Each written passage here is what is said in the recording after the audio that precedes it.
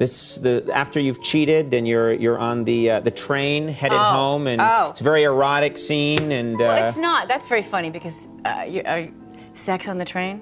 There is no sex on the train. She was hailed as Hollywood's new Grace Kelly, but Diane Lane's real life? Pure chaos. At 15, she ran away with a boy. At 16, her own mother kidnapped her. Later, 2 marriages collapsed, one ending in domestic violence, and then came the shock. Diane admitted her own affairs, from golden child to scandal, betrayal, and heartbreak. This is the shocking truth behind Diane Lane. Diane Lane was born on the 22nd of January, 1965, in New York City, into a family that already carried the seeds of both glamour and instability. Her mother, Colleen Farrington, was a striking nightclub singer and model who once appeared in Playboy as Miss October 1957, a woman whose beauty could turn heads in every room. Her father, Burton Lane, was an acting coach and a man deeply immersed in the off-Broadway theater scene of Manhattan. Co-running a workshop with director John Cassavetes, he lived for art, for the stage, for the belief that stories mattered more than comfort. But dreams alone could not support a family. To put food on the table, Burton also worked as a taxi driver, steering through the endless streets of New York at night, carrying strangers while his own child barely had a place to call home. Theirs was never a picture-perfect household. It was a life stitched together with hope and survival. Even from the beginning, Diane's life was fractured. Her parents separated when she was only 13 days old, before she had even formed her first memories. Her mother moved to Mexico to file for divorce and was initially granted custody. For a time, it seemed that Diane would grow up under her mother's watch. But when she was just 6 years old, Colleen abruptly relinquished her, leaving Diane in the care of her father. That single choice changed the course of her life forever.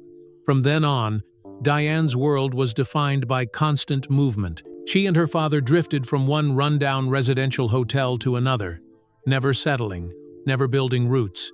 She had no bedroom of her own, no stable school, no family dinners. Her childhood became the inside of her father's old taxi, dusty vinyl seats, the smell of cigarette smoke, and the endless sound of traffic outside.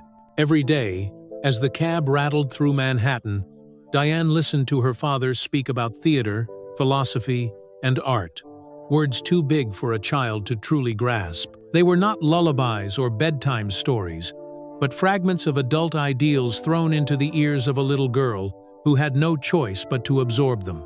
Her father gave her culture and passion, yes, but also chaos, uncertainty, and a life without a safety net. By the time she was old enough to recognize what she lacked, Diane already knew she was different from other children. They had homes, bedrooms, routines. She had hotel lobbies, a suitcase, and conversations with a restless father who was always half in the clouds. And this unstable beginning planted the first seeds of a truth that would follow her for decades. Nothing in life is permanent, and no one can be counted on forever. It was in this restless, fractured childhood that Diane Lane first learned how to endure silence, how to watch instead of speak, and how to survive, even when the ground beneath her was constantly shifting. But the deeper scars of this instability would only surface when she grew old enough to challenge her father and eventually to leave him behind. Although Diane grew up surrounded by theater and the arts, peace was something she almost never knew. Her father, Burton, was a man of extremes, passionate, eccentric, and deeply intellectual, but also erratic, inconsistent, and careless when it came to daily life. He could spend entire afternoons lost in Chekhov or Dostoevsky, speaking with a kind of fiery devotion that made him seem larger than life. Yet in the same breath, he could forget to make dinner for his daughter or miss paying rent until they were forced to move again. For Diane, this contradiction defined her childhood. She loved her father with the fierce devotion of a child who knew he was all she had. He was her protector, her teacher, her entire world. But she also carried a quiet exhaustion, tired of never knowing where they might sleep next, tired of living out of suitcases, tired of always adjusting to other people's rules and routines in cheap hotels or borrowed apartments. Every time she unpacked her small bag, she knew it wouldn't be long before she had to pack it up again. She never had the stability of a bedroom, the safety of a familiar neighborhood, or the comfort of lifelong school friends. Instead, her world was a revolving door of new addresses, new hallways, new walls that never truly belonged to her. But amidst the chaos, something else began to take root. Diane became a watcher, an observer. With no solid foundation beneath her, she learned to study the world in silence. She picked up on moods, on body language, on the subtle cracks in people's expressions. Where other children chattered, Diane listened. Where others trusted, Diane remained cautious. Her father's brilliance came with a price, but it also gave her a peculiar gift, the ability to sense truth beneath appearances, to embody feelings without speaking them. It was the kind of skill that no classroom could teach, but one that would later define her very essence as an actress. And yet, the weight of this unstable upbringing grew heavier with each passing year. By the time she reached her teenage years, Diane had had enough. She longed for control, for independence, for a chance to live her own life outside of her father's unpredictable orbit. At 15, that restless desire would lead her to make a choice that shocked everyone around her, a decision that would mark the first true rebellion of her young life. By the time Diane was 15, the restless years of moving from place to place had carved into her a deep hunger for freedom. She no longer wanted to be the silent passenger in her father's unpredictable journey. She wanted to write her own story, even if that meant stumbling headfirst into danger.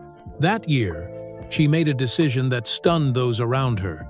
With Christopher Atkins, her co-star from Child Bride of Short Creek, Diane boarded a plane to Los Angeles. For a teenager who had known nothing but instability, it wasn't just a reckless romantic gesture. It was her way of saying, "I will choose my own life, even if I have no idea what that choice will cost me." The week she spent away was a blur of thrill and defiance. No rules, no father watching over her, no one telling her what she could or couldn't do.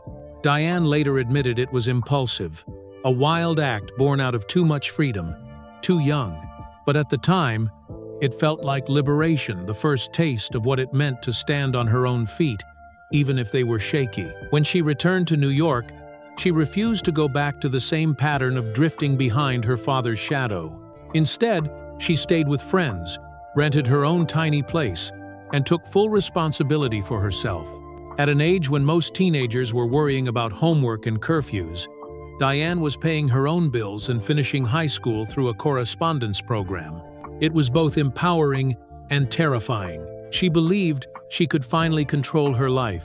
But beneath that fragile independence was the truth: there was no one truly watching over her. She was a child pretending to be an adult, balancing on the edge of self-discovery and self-destruction. And just when Diane thought she had finally broken free, life dealt her another devastating blow.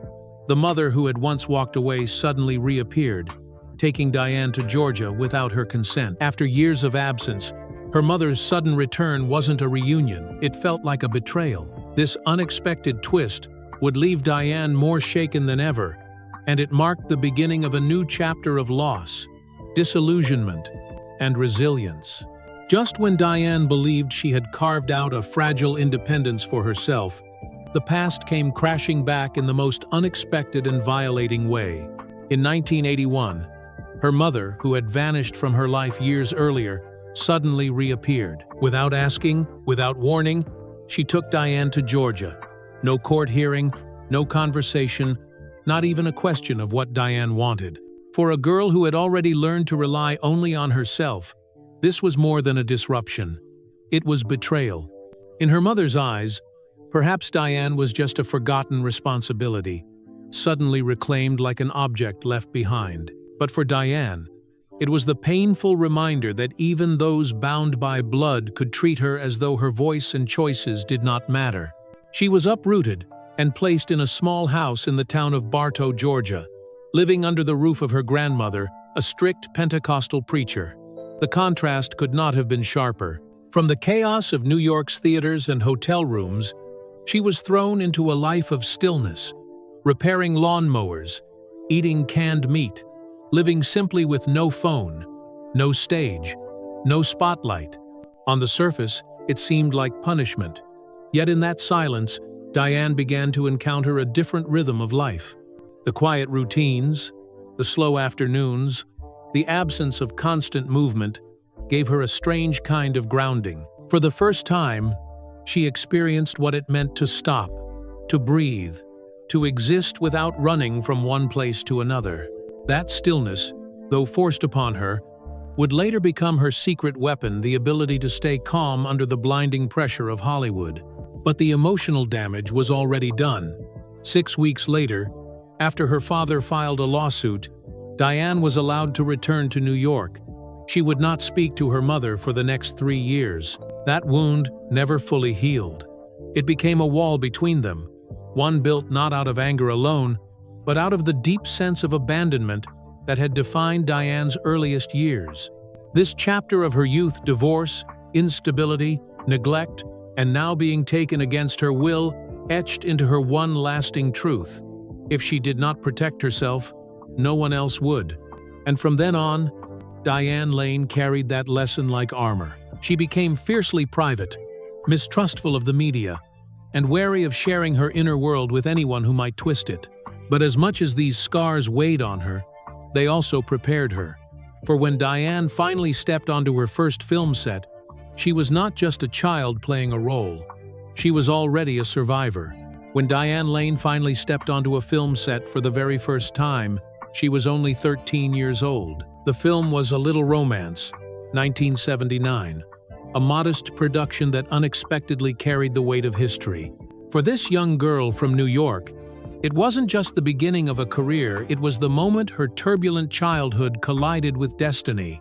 Her co-star was none other than Laurence Olivier, the towering legend of stage and screen, a man whose name alone evoked reverence. Many assumed a girl of Diane's age would fade into the background beside such greatness. But to everyone's surprise, she didn't shrink.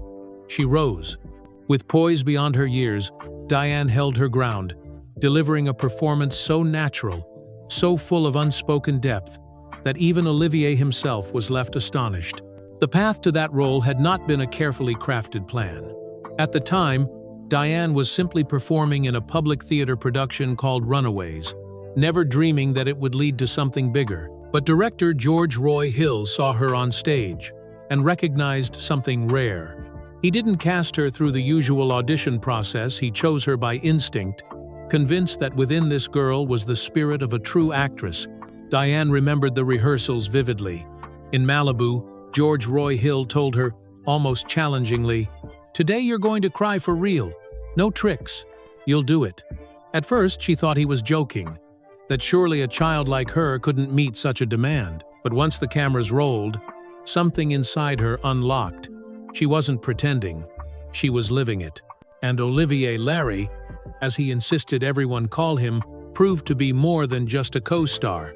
Though knighted and revered, he stripped away all barriers, telling bawdy jokes, dining with the crew, making sure even a young girl like Diane felt like she belonged.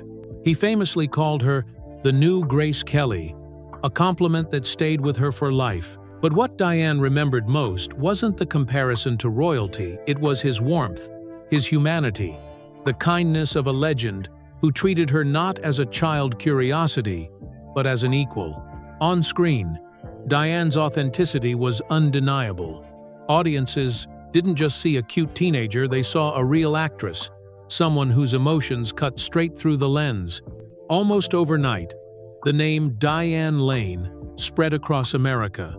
And yet, for Diane herself, the experience was more than fame. It was a farewell to the last traces of her childhood.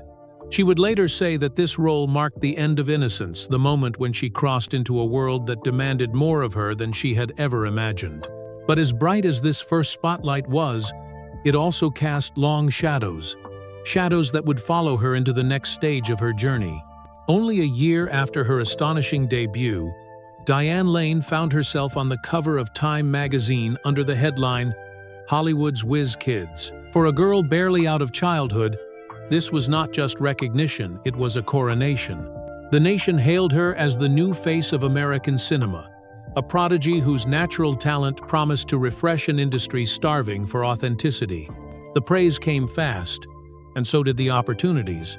Francis Ford Coppola, already a titan of cinema, became enamored with her presence and cast her in 3 consecutive films: The Outsiders, 1983, Rumblefish, 1983, and The Cotton Club, 1984. By the time she was 18, Diane was already a millionaire, a face plastered on posters, a name whispered in Hollywood circles as though destiny itself had chosen her. But the reality was more complicated. Diane hadn't asked for this sudden fame. She hadn't trained in a Hollywood studio system, hadn't spent years climbing the ladder step by step. She had been thrust into the spotlight almost overnight. For a teenager still figuring out who she was, the glare of fame felt less like a dream and more like an unrelenting spotlight that left no room for mistakes. In interviews, she admitted she didn't even realize at the time what was happening. "I didn't realize I was crossing a major threshold in my life. Looking back, that was the end of my childhood." The world saw her as a rising star, but Diane felt the quiet ache of someone forced to grow up too fast, too publicly. Her success, dazzling as it appeared, came with invisible chains. She was expected to carry herself like a woman when she was still a girl, to smile gracefully under pressure, to project maturity even as she silently mourned the childhood she had never really lived. It was a contradiction that would follow her for decades. The actress who seemed wiser than her years on screen, yet inside was still a young girl, trying to keep pace with the expectations of adults who wanted her brilliance but ignored her fragility. And as the world began to label her a star, Diane realized something that would haunt her career: fame does not mean freedom. As Diane's fame exploded, so too did the scrutiny. Hollywood, always hungry for fresh faces, began to shape her image into something she didn't fully recognize. On screen, she was cast again and again as the idealized dream girl, the sweet lover, the radiant beauty, the safe fantasy. To audiences, she was perfection. To Diane, it was a trap. Behind the glamour, whispers followed her everywhere. Her natural chemistry with co-stars like Matt Dillon, Michael Paré, and Richard Gere fueled endless rumors. One fleeting glance on screen was enough for tabloids to declare a romance off-screen. Suddenly, her real life was no longer her own. It became the projection of whatever story the public wanted to believe. In a rare moment of honesty, she once confessed, "I play someone's lover on screen. That doesn't mean I love them in real life." But a lot of people don't understand that. At an age when most girls were just beginning to date, Diane was already burdened with defending herself against accusations of affairs she never had. The pressure was suffocating. Every difference between Diane Lane the person and Diane Lane the character was dissected, criticized, or twisted into scandal. Audiences adored the fantasy but resisted the reality, and so Diane found herself caught between two worlds: the truth of who she was and the illusion Hollywood demanded her to be. For a young woman barely in her 20s, the weight was unbearable. To survive, she made a choice that many mistook for aloofness. She pulled back. Diane began turning down roles that recycled the same tired image. She limited interviews, avoided parties, and guarded her personal life with silence. It wasn't a strategy, it was instinct, a form of self-preservation in an industry where young women were consumed quickly and discarded even faster. But retreat came with its own risks. In stepping away from the spotlight, Diane risked being forgotten, written off as another burned-out prodigy. And for a time, critics even assumed that was exactly what had happened. Yet deep down, Diane knew she was not fading. She was simply waiting for roles that would allow her to be more than just Hollywood's dream girl, waiting for the chance to be seen not as an illusion, but as a woman. And when that chance finally came, it would redefine her entire career. For Diane Lane, the first wave of fame had come too fast, too easily, and with too heavy a price. She had been crowned a prodigy, thrust into Coppola's films, hailed as Olivier's new Grace Kelly. But by her late teens, she was exhausted by the weight of expectation. She was no longer a girl chasing a dream. She was a young woman learning that fame could erase the very person it was supposed to celebrate. She began to step back, not because she had lost her gift, but because she refused to let Hollywood devour her. Diane turned down roles that painted the same recycled image, the pretty face, the perfect lover, the unattainable fantasy. She limited her exposure to the press, choosing silence when questions grew invasive. And when she did appear, it was only for stories that stirred something true inside her. People assumed she had burned out, that her early promise had fizzled. Critics whispered that perhaps Diane Lane had been a passing comet, bright for a moment and gone forever. But what they didn't see was the quiet resilience behind her retreat. For Diane, stepping back wasn't failure, it was survival. She hadn't entered Hollywood with handlers or managers paving the way. She had walked straight into stardom, elevated instantly without a guidebook, without the armor most actors spend years developing. And because of that, she had to grow tougher, faster, and far more quietly. She learned a truth that would become her compass. Talent alone isn't enough. To last, you must also know how to protect yourself in a world eager to write your story for you. So, instead of surrendering to the machine, Diane waited. She waited for roles that weren't just about beauty or romance, but about complexity, about flaws, about the quiet truths of being a woman. She was determined that when she returned, it wouldn't be as a fantasy, it would be as herself. That moment of return would come years later, in a scene lasting less than a minute, one nearly wordless performance that would make the world stop and realize Diane Lane had never disappeared at all. She had only been gathering the strength to show who she really was. If Diane Lane's career seemed like something written in the stars, then her first great romance felt like it had been scripted by fate itself. The year was 1984. She was in Paris for a promotional event, radiant and youthful, already an actress whose beauty drew comparisons to screen legends. He was Christopher Lambert, the rising French actor whose portrayal of Tarzan had made him an international sensation. Neither of them had been searching for love, and yet when their paths crossed, something undeniable sparked. Their story didn't begin with red carpets or orchestrated publicity stunts. It began with glances exchanged in crowded rooms, conversations that stretched long into the night, and a sense that despite their differences, they somehow belonged to each other. Lambert once famously abandoned a fashion party full of models just to walk across the room to speak with Diane. To the people around them, it looked like a scene out of a movie. To them, it felt like destiny. Over the next few years, their romance unfolded across continents, stitched together by flights, handwritten letters, and long-distance phone calls in an era before the internet made connection instant. For Hollywood, where love stories often burned out within months, theirs seemed refreshingly genuine, a slow-building flame instead of a passing spark. In 1988, they married quietly, away from the blinding glare of cameras. It was not a marriage for spectacle, but a union between two people who had known loneliness and believed they had finally found their anchor. 5 years later, in 1993, they welcomed their daughter, Eleanor Jasmine Lambert. For Diane, Eleanor wasn't just a child, she was the center of her compass, the reason she grounded herself amidst the chaos of fame. She was my true north, Diane would later say, the anchor in a world too loud and unpredictable. But even the deepest love can be tested by distance and differences. Christopher preferred a slower, quieter life in France. Diane thrived in the rhythm of American cinema. Their lifestyles pulled them in opposite directions, and over time, the gap grew too wide to bridge. In 1994, after 6 years of marriage, they divorced. Yet what made their story remarkable was not the ending, but the grace with which they handled it. There were no lawsuits, no public accusations, no cruel words. They simply let go. Diane never spoke ill of Lambert, and he never forgot her.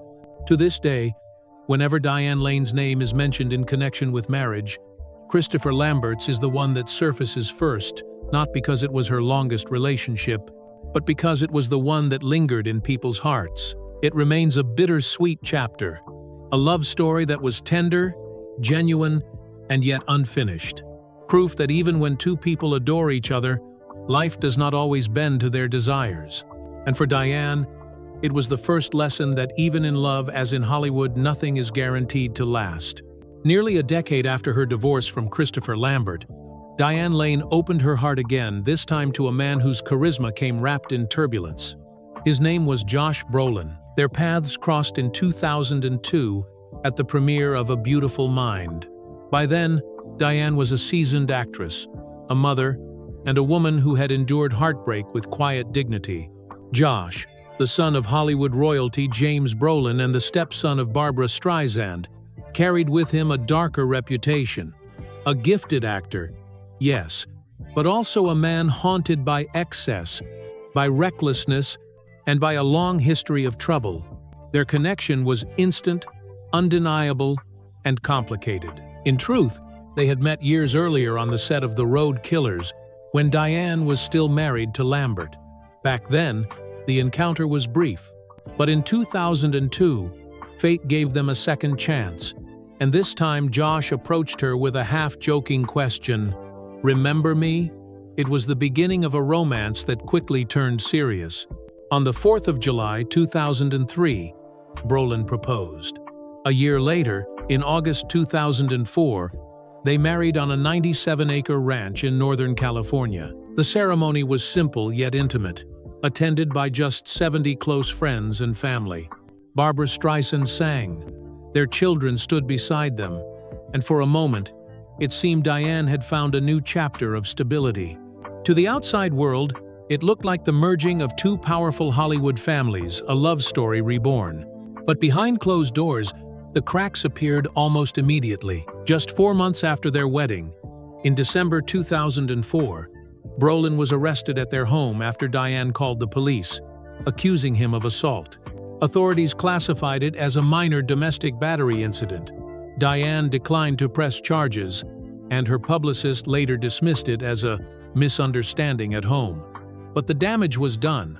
The image of a perfect couple had been shattered. It was not an isolated storm. In 2008, Brolin was arrested again after a bar fight in Louisiana during the filming of W. That same year, TMZ cameras captured him in a physical altercation with Sean Penn outside a Santa Monica bar. Again and again, headlines painted Brolin as volatile, hot-tempered, unable to control his demons. His own admissions only darkened the picture. He confessed to trying heroin at 11, to drunken brawls, to jail time as a teenager. For Diane, this second marriage became a test of endurance. She once admitted that their parenting styles clashed, that she often felt torn between gratitude for his discipline and fear that her daughter would come to her in tears afterward.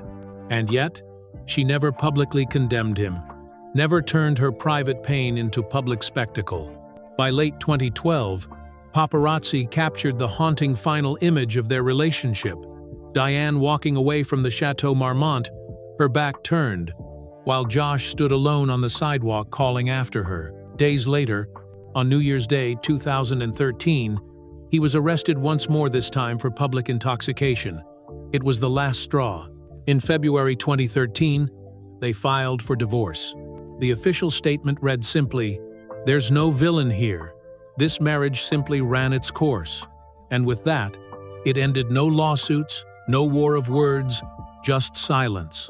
For Diane, the contrast between her two marriages could not have been sharper. With Lambert, she had known tenderness and respect, even in parting. With Brolin, she faced volatility, scandal, and the kind of wounds that leave scars. And yet, through both, she remained steadfast in one thing: her dignity. She never used her heartbreak as a weapon, never surrendered to bitterness. She simply walked away, stronger for knowing her limits. For decades, Hollywood and the public had cast Diane Lane in a familiar mold: the delicate beauty, the quiet victim, the woman wronged by men both on screen and, many assumed, in real life. She had played betrayed wives, lonely dreamers, and women holding their worlds together in silence. Audiences projected purity onto her, as if her characters were her truth. But in 2005, Diane Lane broke that illusion with a single, blunt confession that no one saw coming. In an interview with Esquire, she stated without hesitation, "I had affairs with both Timothy Hutton and Christopher Atkins. No excuses, no carefully constructed narrative to soften the blow. Just honesty, raw, direct, and disarming." The effect was immediate and explosive. For tabloids, it was a gold mine. The virtuous screen goddess admitting she had crossed the line in real life. For fans, it was a reckoning. The actress they had held up as a symbol of fidelity and grace had just admitted she was capable of the same flaws, the same betrayals, as the women she once portrayed as victims. What made the confession even more shocking wasn't just the names, it was the courage to say them aloud. Hollywood's unwritten rule had always been to hide, to deny, to spin. Diane chose the opposite. She peeled back the mask and showed the human beneath. In doing so, she forced people to reevaluate not only her but also the double standards they had imposed on her for years. Some fans felt disillusioned, struggling to reconcile the Diane Lane they thought they knew with the woman who had just admitted to infidelity. But others saw in her words something far more powerful: authenticity. She was no longer playing a role for the public. She was refusing to pretend, refusing to fit the narrative that had been written for her since she was 13. Her honesty blurred the line between the screen and reality. Suddenly, Diane Lane wasn't just the betrayed wife in Unfaithful, she was a woman who had once been unfaithful herself. And in that contradiction lay something deeply human. She was neither saint nor sinner, neither purely victim nor purely guilty. She was, simply, a person who had lived, erred, and dared to own her truth. In an industry built on illusions, where most stars spent their lives polishing their image, Diane Lane's confession was like a thunderclap. It stripped away the fantasy and left something more enduring: a flawed woman with the courage to tell the truth. And for many, that honesty made her more compelling than perfection ever could. By the early 2000s, Diane Lane had already weathered the highs and lows of Hollywood. She had been a prodigy, a magazine cover star, a muse for Coppola, and then at times, nearly forgotten. But in 2002, she returned with a role that redefined her not only as an actress, but as a woman unafraid of risk. That role was Connie Sumner in Unfaithful, directed by Diane Lane. Connie was unlike the women Diane had so often played. She wasn't the innocent wife or the loyal partner. She was a woman trapped in the quiet emptiness of a seemingly perfect marriage, gnawed by loneliness, undone not by lust alone but by a desperate craving to feel alive again. Diane knew from the start that this role was a gamble. Hollywood at the time still demanded categories. Women were either saints or sinners, pure or corrupted. Connie was neither. She was real, complex, torn, and unapologetically human. What Diane delivered was nothing short of fearless. She allowed herself to embody the contradictions, the guilt and the thrill, the shame and the longing. And then came the scene that would etch itself into cinema history: the train ride home after Connie's first act of betrayal. There were no words, no grand speeches, no sex scene to sensationalize the moment, just trembling hands clutching her bag, breaths quickening, eyes darting between panic and secret delight. In that silence, Diane conveyed the entire hurricane of emotions that follow an irreversible mistake. The audience could feel every flicker of her inner conflict, the rush of passion colliding with the sinking weight of regret. What few people know is that this scene wasn't even in the script. Diane Lane, sensing something stirring beneath the surface, told the crew to roll the camera as they rode the train back after a take. Diane didn't ask questions. She simply closed her eyes, let the emotions surge, and lived the moment. Shot in a single take, raw and unrehearsed, it became one of the most iconic silent performances in modern film. The power of that scene was such that audiences remembered it as something more than it was. Many swore there had been a sex scene on the train, proof of how potent Diane's unspoken emotions had been. On Late Night with Conan O'Brien, she laughed gently about the misconception. There was no sex on the train, just emotion. Unfaithful earned Diane her first Academy Award nomination for Best Actress. along with honors at the Hollywood Film Awards. But more importantly, it shattered the mold that had confined her for 2 decades. From that moment forward, Diane Lane was no longer just the dream girl. She was a woman full of contradictions, capable of loving and betraying, of wounding and healing, of breaking rules and paying their price. In many ways, Unfaithful was not simply a performance. It was Diane Lane's declaration of independence as an artist. If Unfaithful revealed Diane Lane's fearless honesty as an actress, then Under the Tuscan Sun, 2003, showed her resilience, the ability to turn pain into rebirth. Only a year after her Oscar-nominated performance as Connie, Diane stepped into the role of Frances, a recently divorced writer who impulsively buys a crumbling villa in Tuscany, hoping to rebuild her life from ruins. It was a role that seemed to mirror Diane's own journey. Frances was not searching for a man, or for validation, or for a fairy tale ending. She was searching for herself, fumbling through heartbreak, loneliness, and the terrifying task of starting over. Hollywood often portrayed middle-aged women as either hardened survivors or caricatures of strength. Frances was neither. She was vulnerable, clumsy, hesitant, but also brave enough to face her own brokenness. Diane poured everything she had lived through into the performance. She gave Frances not just charm, but fragility, not just humor, but aching humanity.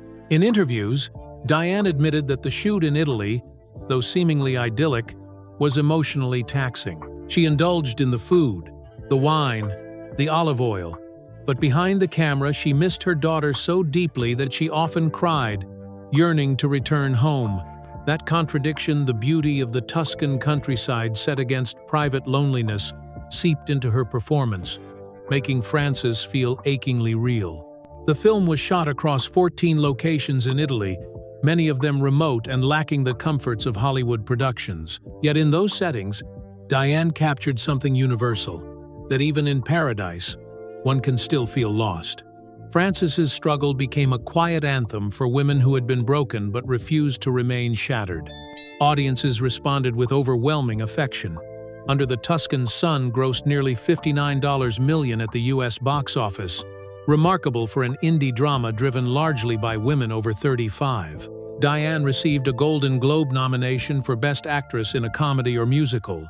But the real triumph was how Frances became a new cultural icon, a symbol of rebirth without melodrama, of strength without denial of pain.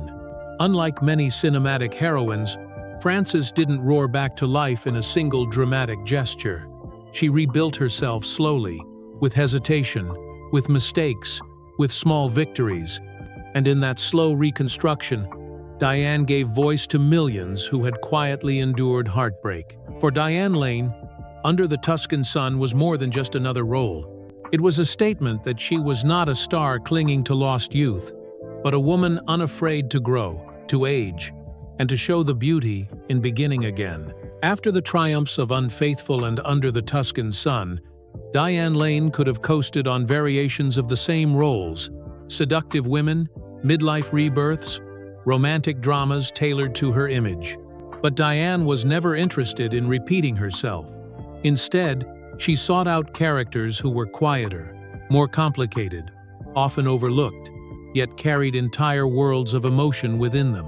In A Walk on the Moon, 1999, even before her career resurgence, she had already shown this instinct. As Pearl, a young housewife in the 1962nd, Diane portrayed a woman drifting away from the life she once chose, her loneliness leading her into an affair during a summer of change. What made the performance remarkable was not the act of infidelity itself, but the subtle ache in her eyes, the way Pearl knew she was wrong, but also knew she couldn't stop. It was a deeply internal portrayal, free of melodrama, that earned Diane a nomination for Best Female Lead at the Independent Spirit Awards. Years later, Rolling Stone would name the film one of the most underrated indie gems of the 1992nd, proof of how far ahead of her time she was. Then came Secretariat, 2010, where Diane played Penny Chenery, a middle-aged housewife who unexpectedly inherits her father's failing horse farm. In a sport dominated almost exclusively by men, Penny defied every expectation, leading the legendary horse Secretariat to win the Triple Crown for the first time in 25 years. Diane played Penny not with flamboyance, but with quiet determination, a woman underestimated by everyone, until she proved herself through sheer grit. Critics praised her calm authority, her ability to balance vulnerability with courage. For Diane, the role was more than just another performance, it was a declaration. I don't play lovers anymore. I play leaders. 5 years later, in Trumbo, 2015, Diane stepped back from the spotlight again, this time as Cleo Fincher, the loyal wife of screenwriter Dalton Trumbo during Hollywood's blacklist era. Cleo wasn't a woman given to grand speeches or dramatic confrontations. She was the kind of figure history often ignores, the wife who endures, who holds the family together while her husband fights his battles. Diane conveyed Cleo's strength through silence, through weary eyes and steady gestures, proving that quiet endurance can be as powerful as defiance.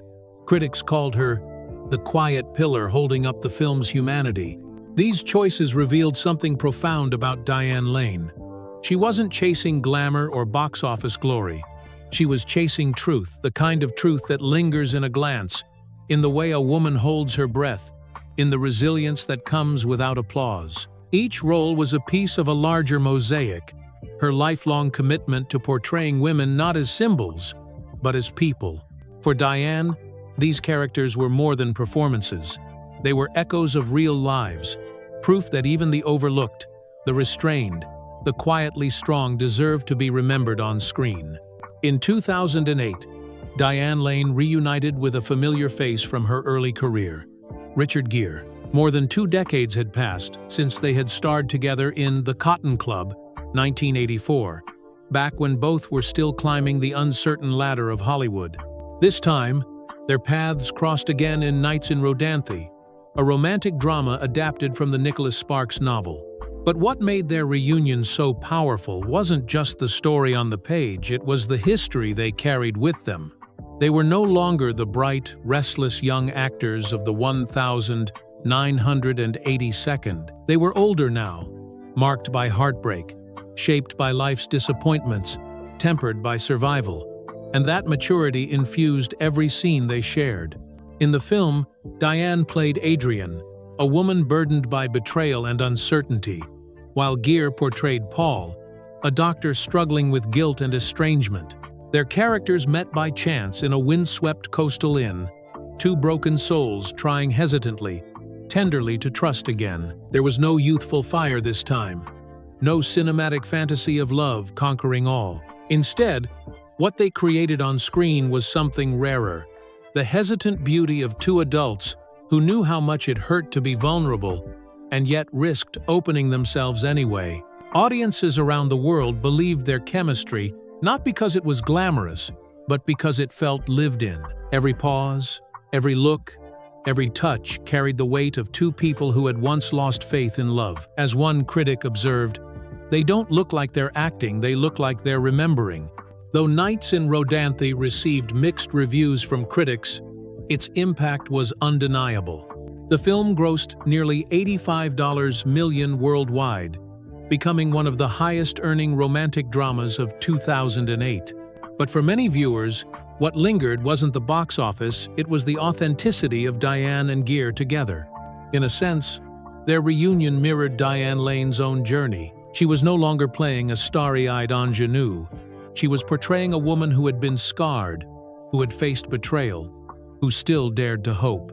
The Diane Lane who once embodied youthful promise was now offering something deeper, the grace of love rediscovered in middle age, fragile and fleeting but no less profound. And in Richard Gere, she had the perfect partner to tell that story. Together, they proved that romance on screen doesn't need youthful perfection to move an audience. It needs truth. After decades of defining herself on the big screen, Diane Lane made a bold shift stepping into television at a time when many of her contemporaries still saw it as a step down. But for Diane, it was never about prestige or hierarchy. It was about the character, the story, and the chance to reveal another facet of womanhood. In 2011, she starred in Cinema Verite, an HBO film about America's first reality show, An American Family. Diane portrayed Pat Loud, the matriarch whose marriage and family were laid bare before a national audience in the 1972nd. It was a role far removed from glamour, demanding restraint rather than theatrics. As Pat, Diane showed the quiet unraveling of a woman forced to perform her private pain under the harsh gaze of the public eye. There were no fiery monologues, no grand breakdowns, just a steady erosion, expressed in silence, in long looks, in the weight of suppressed emotion. Critics hailed her performance as transformative, and it earned her nominations for an Emmy, a Golden Globe, and a Screen Actors Guild Award. More importantly, it proved that Diane's gift wasn't limited to the silver screen. She could disappear into a character with the same authenticity, no matter the format. Around the same time, Diane stepped into a role that introduced her to an entirely new generation of audiences. Martha Kent, Superman's adoptive mother in the DC Extended Universe, beginning with Man of Steel, 2013, and continuing through Batman v Superman, Dawn of Justice, 2016, and Justice League, 2017, Diane brought humanity to a franchise dominated by spectacle. Martha Kent didn't wield powers, didn't fight battles, didn't deliver long heroic speeches, but in Diane's hands, she became the heart of Superman's story, the grounding force who reminded the world's greatest hero that he was also a son. A glance, a hug, a single line spoken with warmth were enough to pull Superman down from the skies and back into something profoundly human. It was a role that many might have overlooked, yet Diane made it unforgettable. She proved that even in blockbusters overflowing with CGI and chaos, the quiet presence of a mother's love could be the most powerful anchor of all. By embracing both prestige television and superhero cinema, Diane Lane demonstrated the breadth of her artistry. She was no longer confined to the serious actress lane, nor was she simply a star clinging to her past. She was evolving, fluid, fearless, showing that relevance in Hollywood isn't about chasing trends, but about choosing roles that matter. In 2020, Diane Lane returned to the big screen with a role that felt like the culmination of everything she had learned across 4 decades of acting. Opposite Kevin Costner, she starred in Let Him Go, a sparse, haunting drama set in the wide, empty landscapes of the American Midwest. This was no glossy romance, no nostalgic period piece. It was a sorrowful ballad of old age, grief, and the unbreakable bonds of family. Diane played Margaret Blackledge, a grandmother who has already endured the unbearable, the loss of her son. When her widowed daughter-in-law remarries into a violent family and takes Margaret's grandson away, Margaret refuses to surrender to fate. Soft-spoken yet unyielding, she becomes a woman willing to risk everything, even violence, to bring her grandson back. The role demanded restraint, not spectacle. Margaret was not a heroine in shining armor. She was a grandmother with trembling hands, carrying her pain quietly until it became too heavy to ignore. Diane brought this complexity to life in every look, every pause, every measured word. She didn't need long speeches, her silence conveyed volumes. The grief in her eyes, the steel in her voice, the way she clutched at hope as if it were the only thing left. These were the details that made her performance devastatingly real. Filmed during a time when the world itself was gripped by loss and uncertainty, Let Him Go resonated deeply with audiences. Though released in the shadow of the pandemic, the film became a quiet success, praised for its raw honesty. Critics called Diane's performance the heartbeat of the film, the anchor that gave weight to every frame. What made Let Him Go especially powerful was how it showcased Diane Lane's enduring gift, the ability to turn ordinary women into unforgettable portraits of strength. Margaret wasn't glamorous. She wasn't extraordinary. She was simply a grandmother who refused to let go of love. Yet in Diane's hands, that ordinariness became something heroic. At nearly 60, Diane proved once again that age had not diminished her artistry. If anything, it had deepened it. She showed that she could still be the emotional core of a story, not by clinging to youth, but by embracing the truth of time, grief, and resilience. Let Him Go was more than a film. It was a reminder that Diane Lane, at any stage of life, could still stop audiences in their tracks. Away from the cameras, Diane Lane lived a life so disarmingly ordinary that it startled those who expected Hollywood glamour. For an actress once hailed as one of America's great beauties, she carried herself not like a star, but like a neighbor you might bump into at the grocery store. That simplicity was her quiet rebellion against an industry built on illusion. She never pretended to be flawless. In one television interview, when asked about her cooking skills, she laughed and admitted, "I'm great at pretending to know how to cook on screen. In real life, I've brought home takeout and faked it like I made it." The admission was charming, but also revealing Diane had no interest in keeping up an image of domestic perfection. She was candid about her quirks too. In a 1995 Playboy interview, she confessed to an obsession with thigh-high boots. "I have a whole collection. I like the feeling of being lifted a few inches." It was playful, sensual, and refreshingly human, reminding the world that beneath the composed actress was a woman with humor, instincts, and indulgences like anyone else. Her passions off-screen were quiet and earthy. She collected antique furniture, spent hours restoring old armchairs, practiced yoga to keep her mind still, and rode horses on weekends. Walking was her therapy, arranging flowers, her meditation. Above all, her time belonged to her daughter, Eleanor. While others flaunted their lives on red carpets, Diane chose simple mornings, home projects, and long conversations with the child who remained her anchor. This refusal to play the celebrity game was not weakness, it was strength. Diane did not chase trends, did not use social media to curate a persona, did not scramble to stay in headlines. Instead, she lived on her own terms, quietly yet fully.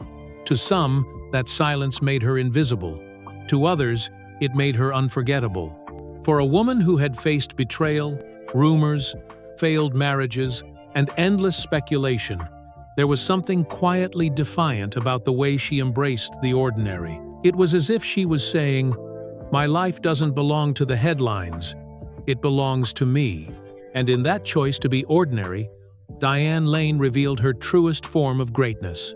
For most celebrities, silence is seen as weakness, an inability to control the narrative, a gap that tabloids eagerly fill with speculation. But for Diane Lane, silence was not surrender. It was a form of armor, a deliberate choice that protected her essence in a world that thrived on tearing it apart. Over the decades, she endured scandals that could have easily consumed her: rumors of affairs, a marriage scarred by domestic violence, whispers about her private life. Each time, the press waited for Diane to explain, to defend, to lash out. She never did. She refused to fight battles in the public square. Instead, she allowed the noise to pass over her, knowing that no headline could define her unless she gave it power. This restraint was not passivity. It was discipline, a kind of inner strength born from her chaotic childhood. As a girl who had once been dragged across states without consent, forced into instability, and left to fend for herself, Diane had learned early that not every fight was worth engaging. Silence, at times, was survival. But her silence was never empty. It carried weight. It was the silence of a woman who knew herself too well to be shaken by gossip. The silence of someone who understood that dignity is not loud, it is steady. Even when she was painted unfairly in tabloids, even when her choices were misunderstood, Diane resisted the urge to correct the narrative. She chose to live her truth rather than explain it. To some, that made her mysterious. To others, it made her frustrating. But to those who truly understood, it made her powerful. By refusing to feed the machine of spectacle, Diane preserved something most stars lose: her sense of self. She once said, almost as a whisper of her philosophy, "It's enough that I understand." That single sentence revealed everything. She didn't need validation. She didn't crave approval. She didn't seek pity.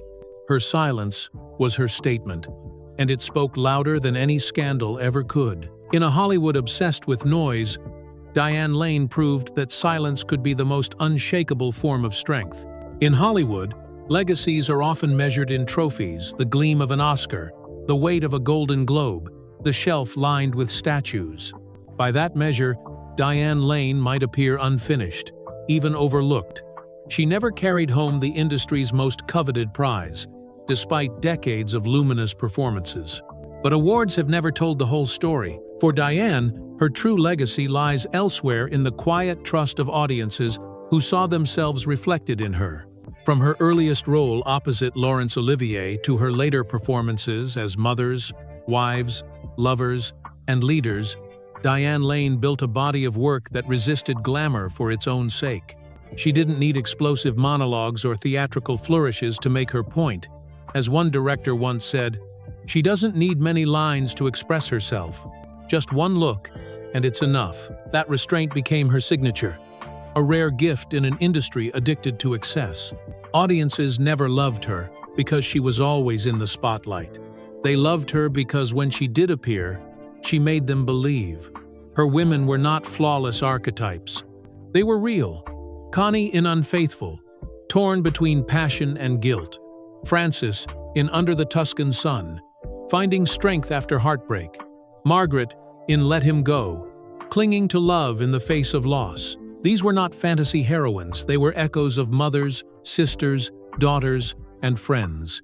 Beyond the screen, Diane's legacy extended into quiet acts of generosity.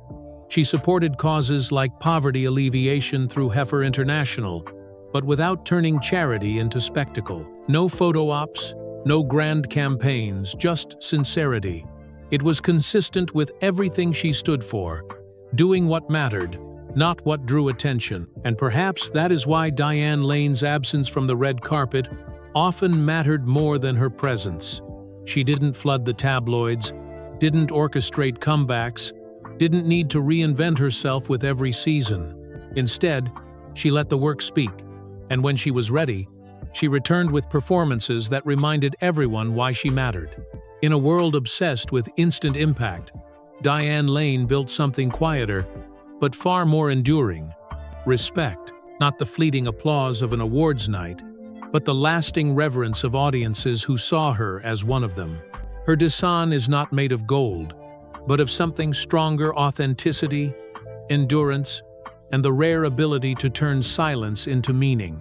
Now, as Diane Lane approaches 60, her life has settled into a rhythm that mirrors the quiet strength she always carried on screen. She still acts, not because she must maintain relevance, not because she chases the fickle approval of Hollywood, but because storytelling is woven into her very being.